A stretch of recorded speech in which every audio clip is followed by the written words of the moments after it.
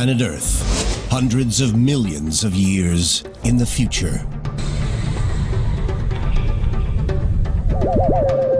Intergalactic explorers return to their home planet in search of signs of ancient civilizations. They find a planet that has changed beyond recognition. Gone are the familiar continents that we know today. Instead, they find a giant landmass with huge mountain ranges, massive frozen snowfields, and glaciers.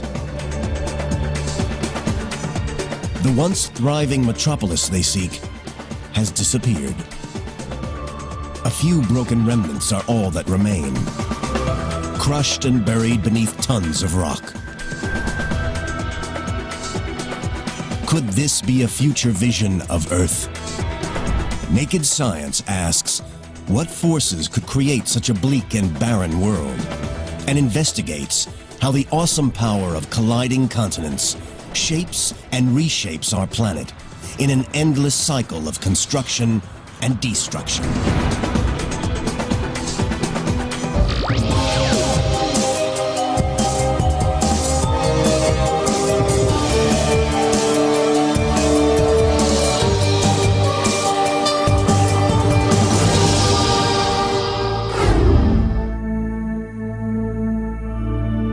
Our world, the Earth. From space, it's easy to see the distinctive pattern of land that makes up the continents: North America, South America, Africa, Antarctica, Europe, Asia, and Australia. Giant landmasses separated by oceans that stabilize the environment with hospitable weather patterns, suitable for civilization and cities to evolve and prosper.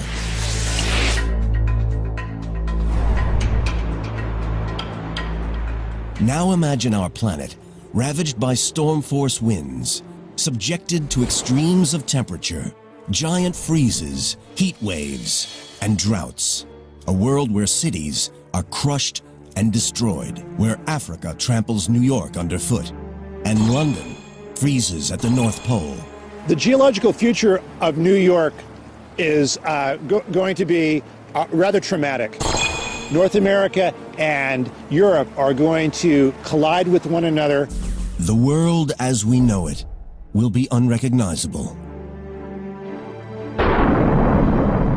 This is not a portrait of the Earth after a devastating global disaster. This is how nature will shape our planet many millions of years in the future. This incredible remodeling is just part of a natural cycle that has shaped the Earth for the last 4 billion years, and will continue to do so until the sun finally destroys its surface once and for all. Today, our continents may seem solid, safe, and forever fixed in place, but they are none of those things. These great landmasses are constantly on the move. Speed up the last few billion years, and one can see the continents sailing across the globe.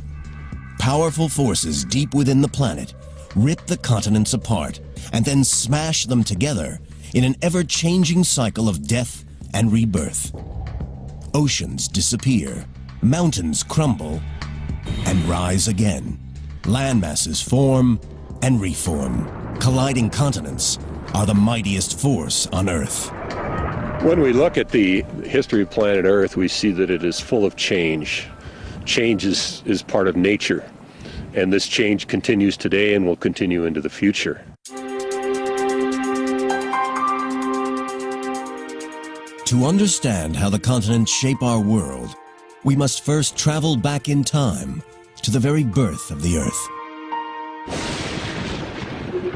4.5 billion years ago, the Earth is created from the debris left over from the formation of the Sun.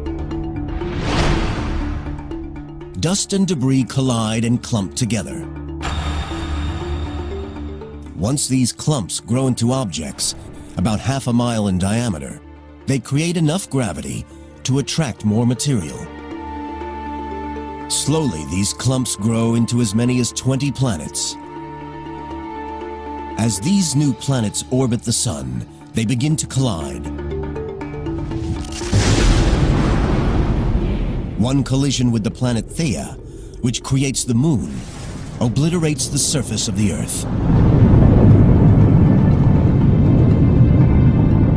The energy from the collision makes the Earth incredibly hot. At around 11,000 degrees Fahrenheit, it's more than 7 times hotter than the inside of a cremation furnace. Earth is a massive molten ball of boiling lava. This is primeval hell, where thousands of asteroids and comets bombard our world. But deep within the planet, a process starts that will lead to the first land. The heaviest elements, lead and nickel, sink down toward the center of the Earth to form a molten core. The lighter elements, including oxygen and silicon, rise toward the surface, where they erupt in volcanoes of molten rock. Slowly, the Earth's surface cools. Molten lava solidifies to form patches of crust, the seeds of the first continents. But even as the first land is born, it faces a battle to survive. We were being bombarded by a large number of asteroids very early in the history of the planet. So there's a lot of dynamic change from being walloped by giant impacts, disturbing things. Geology professor Sam Bowring is an expert in early Earth and the genesis of the continents. When we had an early crust is an interesting question. I suspect we had an early crust from day one. The question is, how long was that preserved? When the Earth was being bombarded constantly by asteroids, the chance of preserving any small chunk of that crust was very low.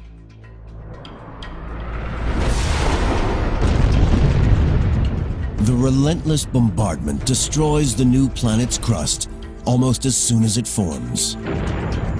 This recycling of the surface continues for many millions of years. But as the flux of asteroids began to wane, and as the Earth matured a little bit, I suspect the early crust lasted a little bit longer.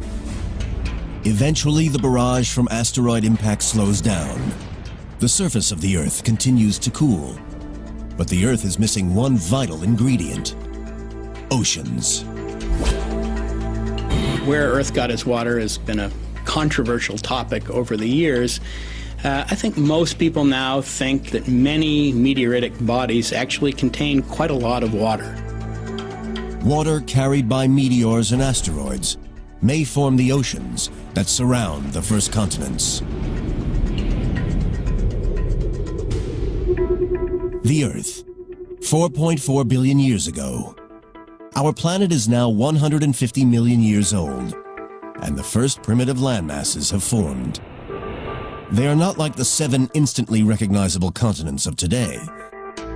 They are just small rafts of rock floating on the mantle. But now a type of rock appears on the Earth's surface that will form the nucleus of future continents. A rock buoyant enough not to sink into the bowels of the Earth. Granite. In South Africa, in the Kapvau region southwest of Johannesburg, geologists examine ancient granite that has survived the ravages of time. These are the ancient remains of what some people consider to be the first true continent. We're looking at the relics, the remnants of the first continental nuclei. This is one of the oldest, but certainly the best preserved continental nucleus in the world. Geologist Alex Kisters studies how granite formed the first continents. The rocks here are so important because they are remarkably well preserved, much better than anywhere on Earth. And that allows us actually to study processes that were involved in the formation of these early crustal rocks. Kisters is collecting samples to date the age of the granite. We're drilling these little rock cores, taking them out, and then sending off later onto the lab to be dated. Dating rocks is a complex process because over long periods of time, the minerals can break down and reform into new rocks. Scientists look for an ingredient of rock that is tough enough to withstand the test of time. The answer is zircon, a crystal that is made inside molten rock as it solidifies. Even if the rock is destroyed, the zircons are durable enough to survive. Zircon is an incredibly interesting mineral, and it incorporates uranium and excludes lead, and that sets us up to have basically nature's time capsule. To illustrate this process, imagine that this hourglass is a newly formed zircon crystal. Sand in the top represents uranium. The sand in the bottom represents lead. Over millions of years, the uranium in the zircon turns into lead. Measuring the relative proportions of sand in the top and bottom of the glass reveals how much time has passed. Uranium's relentless decay into lead gives us a natural clock. Using this technique, geologists date this granite at 3.5 billion years old. This makes it some of the oldest rock on the planet. These rocks make up a major part of what is known as the Kapval Craton. A craton is an ancient raft of rock, light enough to float on the mantle, and around which a continent will grow. Ancient cratons have also been found in the heart of the Australian and North American continents. The craton here in Kapval in South Africa stretches for 463,000 square miles. It's almost twice the size of Texas. Without granite, the craton and modern continental crust wouldn't exist. Granite forms when minerals in the crust melt, then react with water, cool, and crystallize. Because it is made of lighter minerals, granite is less dense than other rock in the mantle, so it floats on the surface and mixes with other rocks to form rafts of land. The Kapval Craton is not totally built from granite. The oldest rocks here are these amazing pillow lavas exposed along the Komati River. 3.5 billion years ago, they form under the sea as lava emerges from an underwater volcanic vent. Upon contact with water, the lava immediately gains a solid crust, which then cracks and oozes additional large blobs called pillows. These rocks are amongst the oldest that we know. It's basically identical to pillow lavas that we see on a recent ocean floor or in settings like Hawaii. The Komati pillow lavas begin their life on the ocean floor, but are pushed up out of the sea to form part of a continent. But where did the granite come from? To create it, you need the right mix of minerals. A new theory suggests that life itself may have provided the missing ingredients. It may sound like an outlandish idea, but there's some evidence that living organisms that use photosynthesis appeared around the same time that the continents began to grow, 3.8 billion years ago. Scientists suggest that early organisms, microbes, help speed up the breakdown of rock emerging at the Earth's crust. Over hundreds of thousands of years, this rock breaks down into new minerals, which sink back into the mantle. Deep below the surface, they heat up and form granitic magma. The magma rises into the protocontinent, freezes, and forms huge solid rafts of granite. Now stabilized, the craton begins to grow, forming new baby continents. But cratons are not the only factors at work. More powerful forces are building up deep within the planet. Forces that have the power to rip apart landmasses and smash them together, changing the face of the planet forever.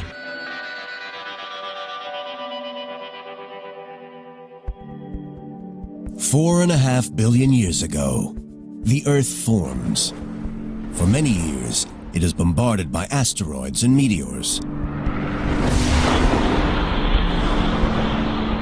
Slowly, the molten planet cools, and small landmasses form around cratons of granite rock.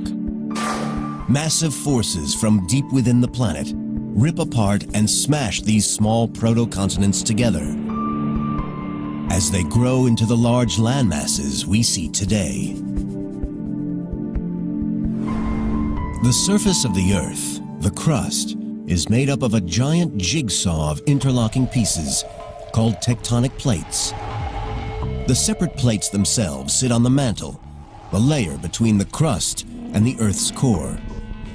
Although the mantle is made of rock, the heat and pressure deep down mean it's flexible enough to allow the plates above to move up to several inches a year.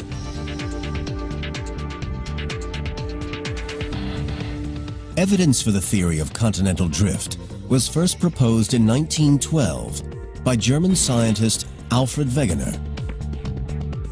He noticed that identical fossils were discovered oceans away from each other. Paleontologist Professor Mark McMenamin of Mount Holyoke College in Massachusetts is an expert in fossil records. Wegener noted that a freshwater organism cannot cross a salty sea. And so if you find the fossils of a freshwater organism or a land creature on two continents that are now greatly separated by distance, they must once have been closer together. By identifying like fossils on different continents, scientists can map which continents were joined in the past. The fossil distributions will tell us where fossils occur and how the continents must have been juxtaposed. Fossils that are identical but occurring in very different parts of the world imply that the continents have drifted. When he first proposed his theory of continental drift, Wegener was laughed at. The idea that continents could actually move was considered preposterous. The problem was, he didn't know how the continents moved.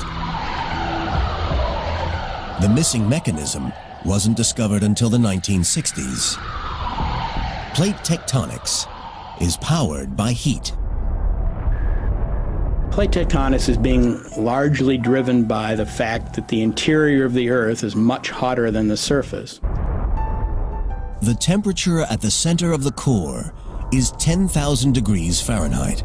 It's as hot as the outer parts of the sun. Much of the heat is left over from the collisions and massive bombardment during the early days of the Earth. The rest comes from radioactive decay of heavy elements in the core. Heat escaping from the core creates convection currents in the next layer of the Earth, the mantle.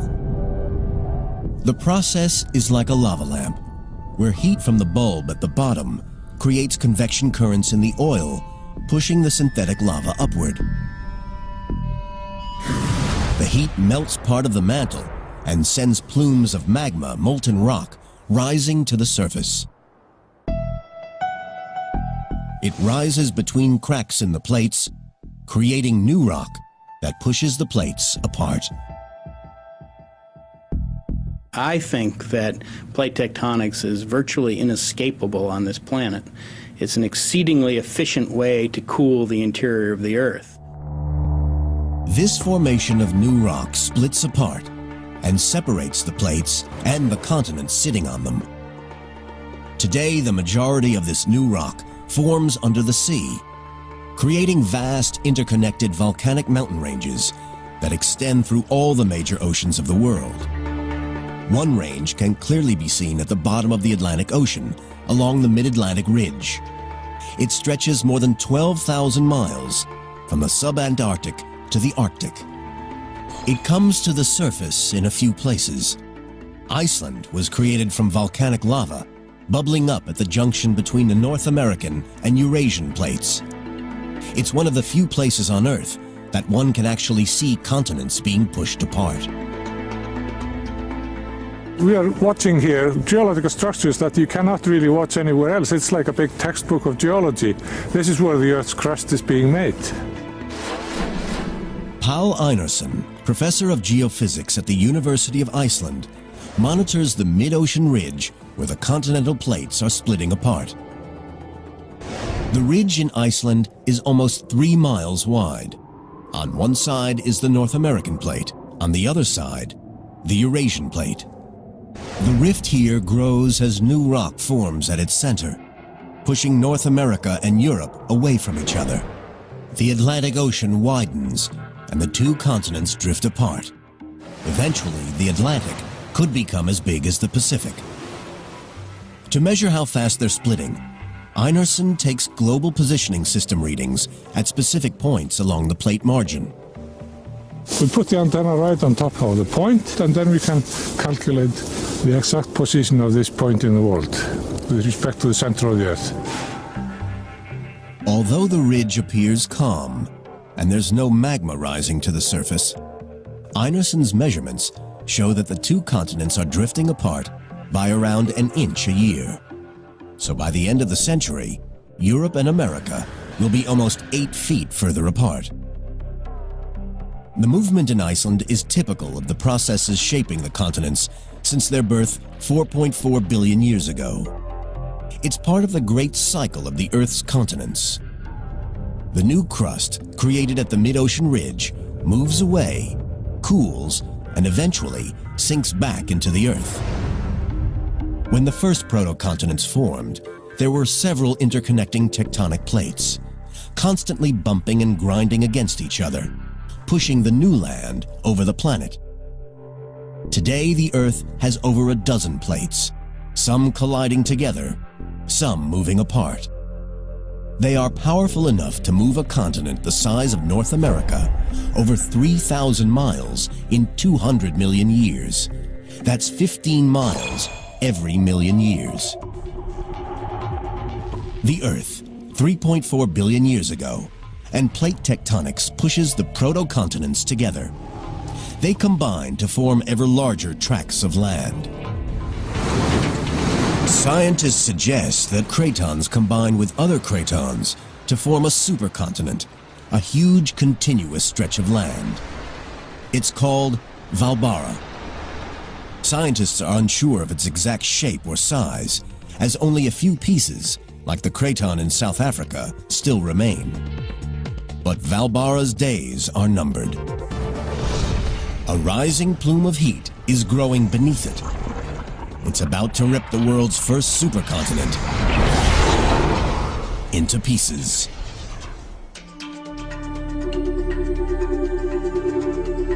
$2.7 billion years ago, Hvalbara, the world's first supercontinent, still dominates the planet. But plate tectonics, powered by heat from the Earth's core, is about to split it apart. Rock is a good insulator. When a continent gets very large, the rock traps heat beneath it. As it gets hotter and hotter, a plume of superheated magma builds up beneath the giant continental mass. The temperature continues to rise, and pressure in the mantle increases. Eventually, the crust can no longer contain the pressure, and the hot lava breaks through, ripping the land apart. You can see this process happening today in Africa. Heat from the Earth's core is ripping the continent apart. A giant rift valley runs from the Red Sea down to Mozambique. Giant cracks are opening up in the land. Volcanoes, like Kilimanjaro, mark spots where molten rock have risen to the surface in the past. In 10 million years, the eastern half of the continent will have split away.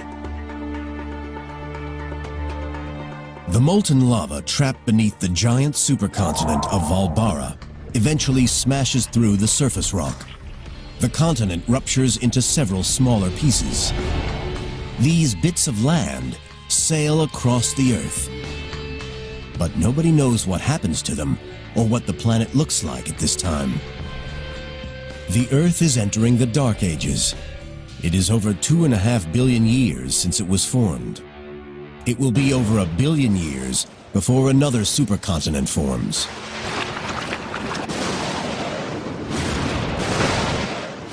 The Earth is entering a deadly cycle of destruction and rebirth. The theory of continental drift suggests that we go through cyclic phases of continental dispersion and then continental collision. And the continents then seem to move apart from one another and then collide with one another over maybe 100 million year or more time scale. When a large continent splits apart, the separate pieces travel away from each other, pushed by the creation of new land at the ridge between plates. Because the Earth has a constant surface area, the same amount of land created must be absorbed into the Earth. This process happens at subduction zones at the junctions of plates. At a subduction zone, crust dives down into the mantle to be melted to form new rock. When the plate subducts into the Earth, it brings two pieces of land together. When they collide, a new supercontinent starts to form. It is now 1.1 billion years ago on our timeline, and the next known supercontinent has formed.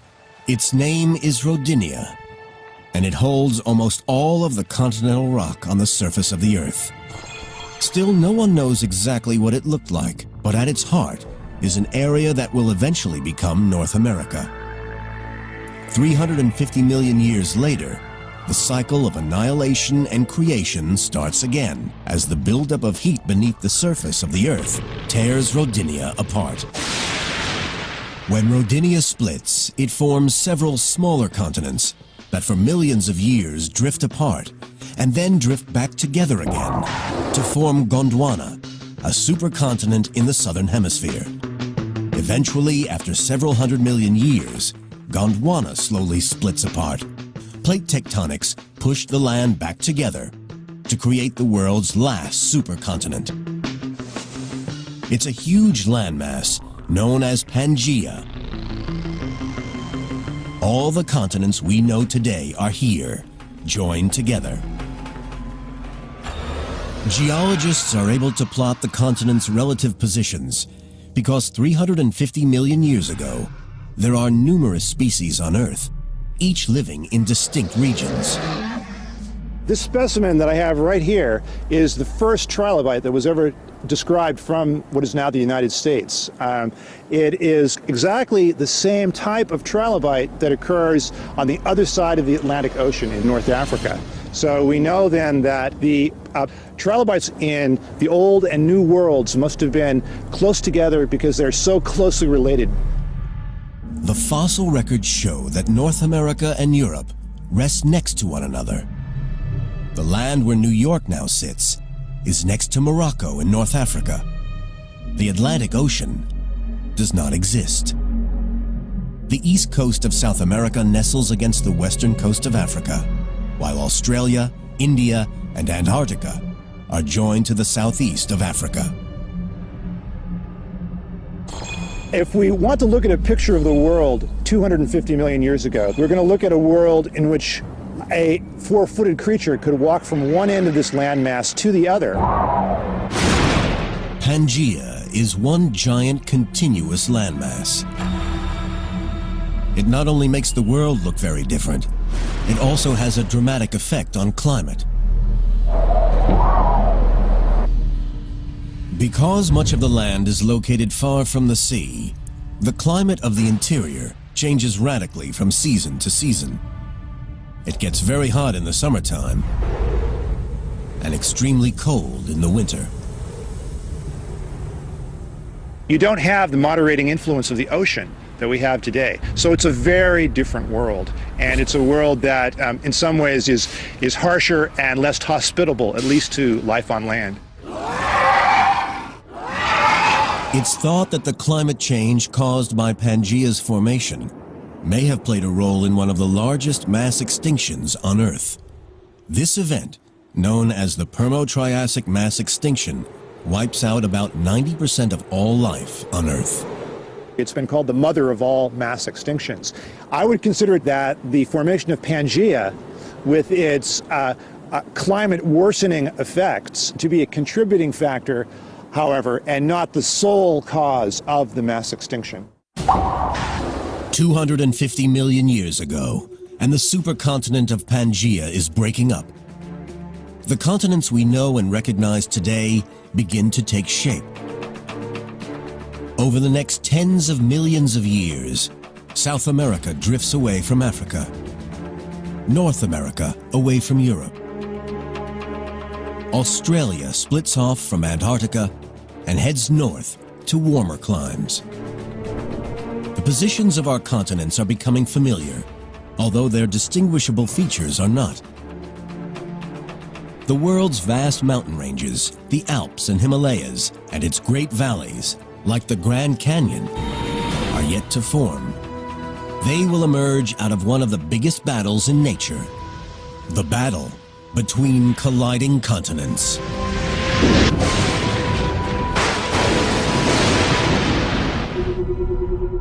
Earth, 100 million years ago. The continental map of the modern world is gradually becoming recognizable. But a battle is still raging between the continents that will change the face of our world forever and create some of the most extraordinary geological features on the planet. As the continents move slowly across the Earth, crust and rock is dragged back down into the Earth at subduction zones between the tectonic plates. But when continents collide at the plate junctions, sometimes there is a battle for supremacy. If neither plate will submit and drop down to be consumed by the mantle, then both the continents slowly smash and grind into each other. These pinch points of continental collision build mountains.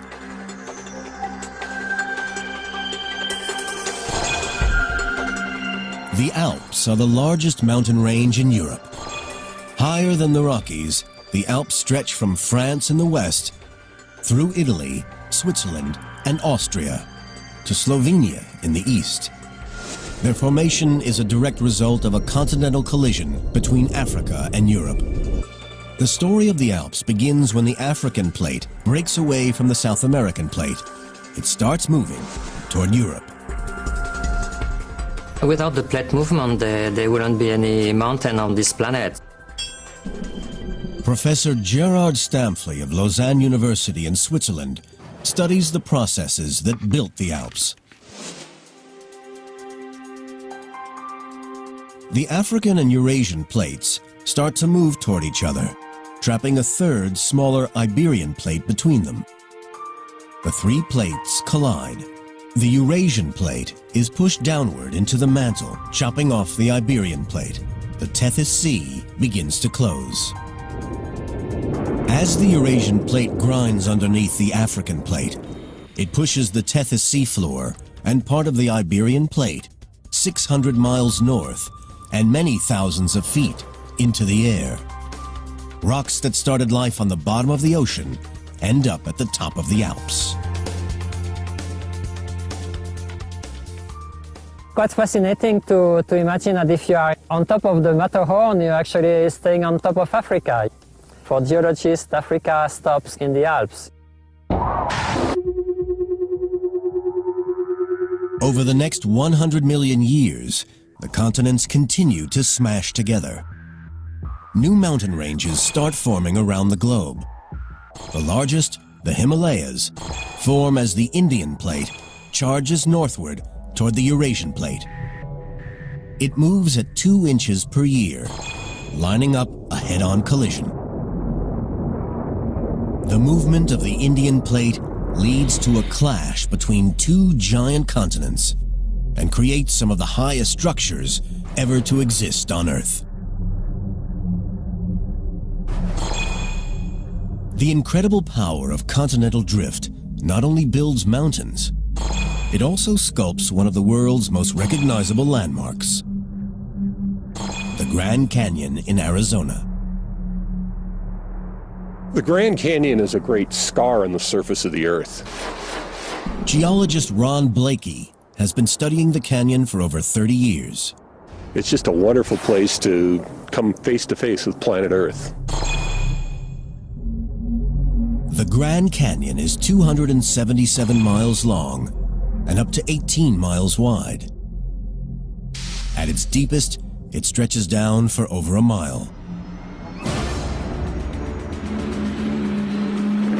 The gorge exposes the interior of the North American continent. It's like looking through the pages of a book. Each layer tells a story about the past. One of the really neat things about Grand Canyon is as we go up the walls of the Grand Canyon, it's just like going through a time machine.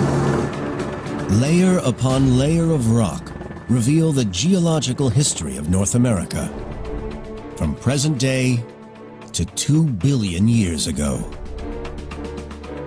The deeper you go, the older the rocks. By studying the layers, Blakey can piece together the history of the canyon. He finds some of the most interesting evidence at the very top. Fossils of ocean creatures. Wow, this bed's the jackpot here. What we have is an extraordinary example of a Permian seafloor. The most important thing it tells us with respect to the Grand Canyon is that this area had to be near sea level when these rocks formed. Now it's 7,000 feet above sea level on the rim of the Grand Canyon. So something had to happen. Either the sea had to fall 7,000 feet, and we're pretty sure that didn't happen, or this landscape had to be uplifted 7,000 feet. We're pretty sure that happened. 250 million years ago, the canyon starts to form as a result of a collision between the Pacific and North American plates. They collide with such force, the North American plate thrusts more than 2 miles upward. What was once seabed rises over a period of 15 million years to form a vast plateau far above sea level.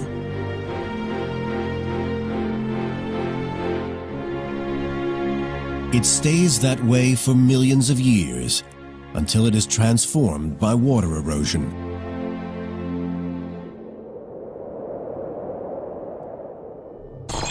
"6 million years ago, several hundred miles south of the canyon, plate movements open up the Gulf of California to the sea. For the first time, small streams in the Rocky Mountains could empty into the ocean. So if we're starting a stream at 14,000 feet in the Rocky Mountains and carving down to sea level, and the Grand Canyon just happens to be in the way, the Grand Canyon's going to get cut out. These streams merge to form what is now called the Colorado River. It cuts down through the land, heading toward the Gulf of California. It took a river to carve the canyon. The water has carved down through the rocks layer by layer by layer, removing material out of the canyon and leaving the great void that sits behind me. The Grand Canyon is a testament to the awesome power of the continents in shaping our world. Back on our journey, tracing the birth and death of the continents, it is now 20 million years ago. 2,500 miles south of the Grand Canyon, another plate collision is about to take place.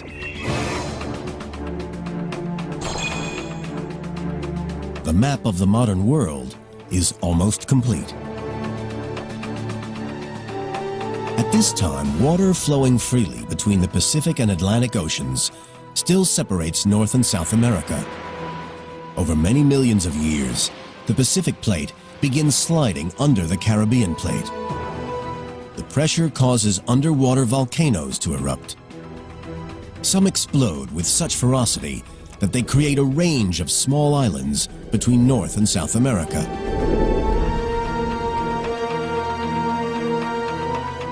Over the next 17 million years, ocean currents deposit sediment in gaps between these new islands. Gradually, the sediment builds up and compresses to form land bridges between the islands. 3 million years ago, the Isthmus of Panama, a narrow strip of land, finally joins North and South America. It separates the Pacific and Atlantic Oceans. The flow of water between the two stops, and ocean currents must take new routes. This causes yet another change in the climate of our planet. It changes the movement of warm seas around the globe, disrupting weather patterns, possibly pushing the planet into an ice age. Many species are wiped out. The continents as we know them today are formed, creating the nice, hospitable environment for human civilization to evolve and thrive on planet Earth. But how long will it last? The forces that power plate tectonics are still active and will tear our continents apart once again. They will build a new world, one that may trigger another mass extinction and push humanity to the brink of annihilation.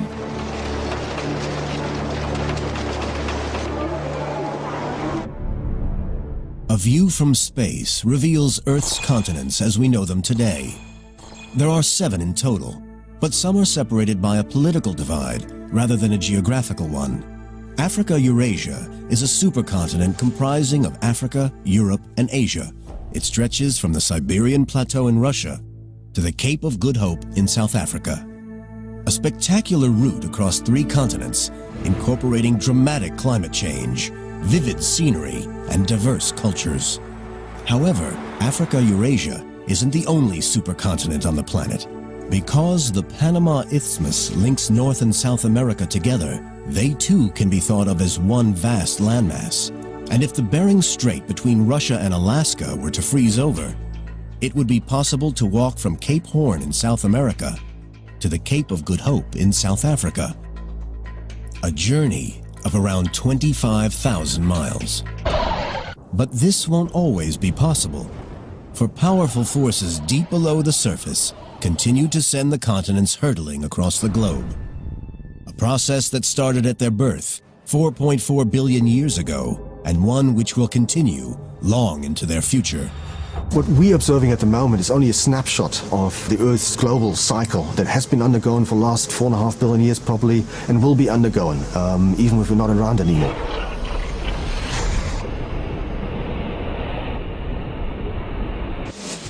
The global continental cycle has another impact on our world.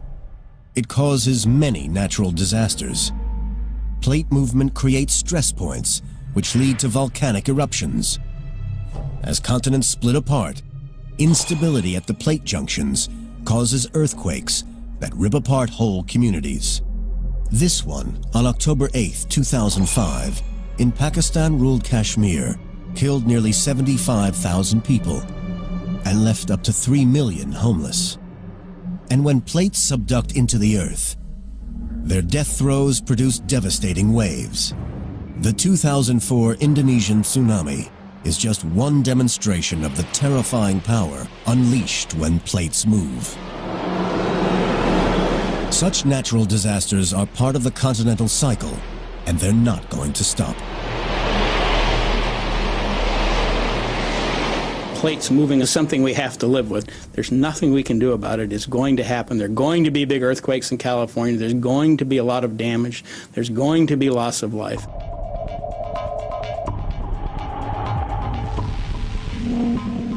In recent years, it seems as though natural disasters, powered by the movement of the continents, have been on the rise.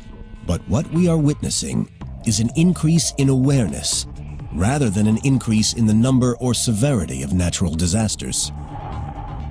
I think what we're really seeing here is a very raised consciousness of the public.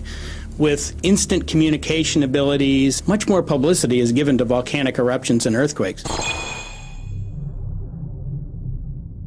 We are observers to only a very short period of the life of the Earth. If we could monitor earthquakes and volcanic activity caused by plate movements over millions of years, we would see a very different picture. When you look at something over 10 years, you might have 10 major earthquakes. The next 10 years you might not have any, but that's not significant. It just is related to the short period of time that you're making the observation at. When you start looking at hundreds, thousands, and millions of years, all that averages out.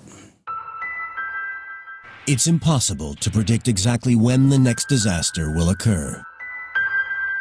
But it is possible to predict where it will happen. The plate boundaries. Map the location of earthquakes and volcanoes, and they line up with the cracks between plates. Plot where these plates will move over the next tens of millions of years, and the future looks bleak for many of the world's cities.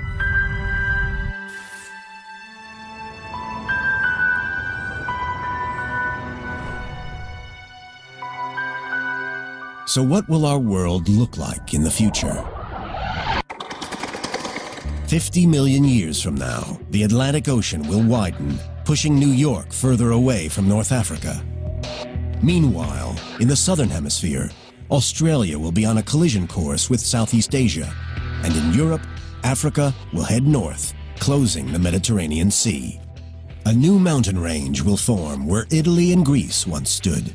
Known as the Mediterranean Mountains, they will be as big as the Himalayas, extending from Spain across southern Europe, through the Middle East, and into Asia. 100 million years in the future, and the power of continental movements will render the surface of the Earth unrecognizable. The Atlantic Ocean will continue to widen, but a subduction zone will form along its western shoreline. The first sign of it can be seen today in the Caribbean, the Puerto Rico Trench. This trench will grow north and south along the east coast of North and South America. This vast subduction zone will consume the Atlantic Ocean, dragging Europe and Africa back toward the Americas. 250 million years in the future, intergalactic explorers returning to their home planet will find a world very different to the one in their records. There will no longer be 7 continents, but one gigantic landmass containing most of the land on Earth. They could find it a barren, frozen world. The explorers search for the remains of our cities, but when Europe and America collide, any cities along the coastlines will be gradually destroyed. The geological future of New York is going to be rather traumatic. In the long term, New York is going to be at the site of a continental collision. North America and Europe are going to collide with one another and produce a distinctive suite of rocks which will eventually be crumpled between the two continents as they collide. New York and its neighbors will be crushed and buried beneath the surface, leaving no more than a few remains. In the future, geologists will be able to find remains of New York City trapped in the rocks themselves, either buildings or plastic bottles or old autos and their parts. All of these things will be incorporated into the fossil record and will be recognizable to a future geologist who knows what she or he is looking for.